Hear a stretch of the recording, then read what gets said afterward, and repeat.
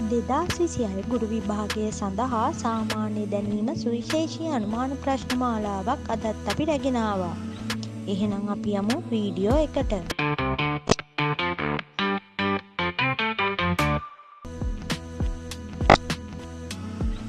ශ්‍රී ලංකාවේ ප්‍රථම උපකුලපතිනිය වන්නේ විමලා ද සිල්වා මහත්මිය. ශ්‍රී ලංකාවේ පරිගණක සාක්ෂරතාවයේ වැඩිම දිස්ත්‍රික්කය වන්නේ කොළඹ දිස්ත්‍රික්කය.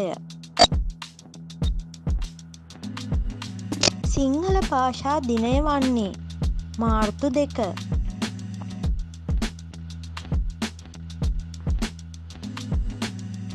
වැඩිම ගුරුවරුන් සංඛ්‍යාවක් සිටින පළාත වන්නේ බස්නාහිර පළාත. අඩුම ගුරුවරුන් සංඛ්‍යාවක් සිටින පළාත වන්නේ උතුරුමැද පළාත.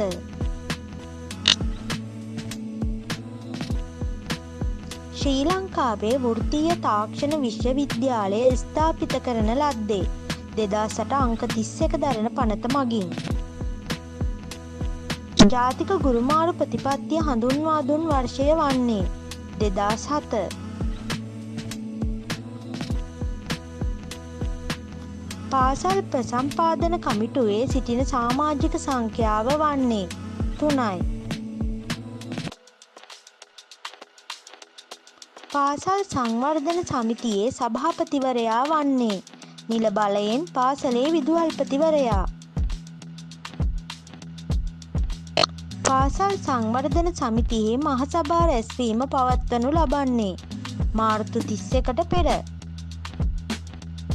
වර්තමානයේ රජයේ පාසලක පළමු ශ්‍රේණියේ එක් පන්තියක සිටින උපරිම ශිෂ්‍ය සංඛ්‍යාව වන්නේ සිසුන් 40ක්.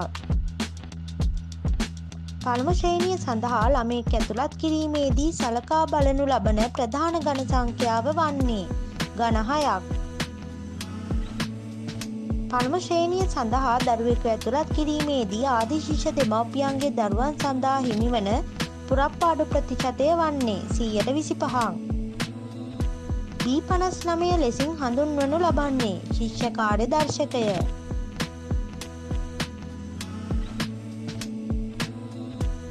ගුරුවරයෙක් සඳහා වාර්ෂිකව හිමිවන සමස්ත නිවාඩු ගණන වන්නේ සමස්ත නිවාඩු 41ක්. ගුරුවරයෙක් සඳහා වාර්ෂිකව හිමිවන අසනීප නිවාඩු ගණන වන්නේ අසනීප නිවාඩු 20ක්.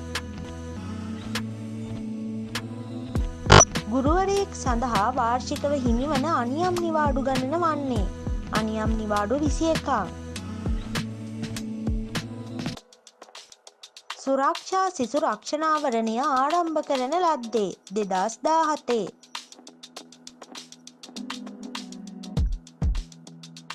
ජාතික අධ්‍යාපන කොමිෂන් සභාව ආරම්භ කරන ලද්දේ 1991.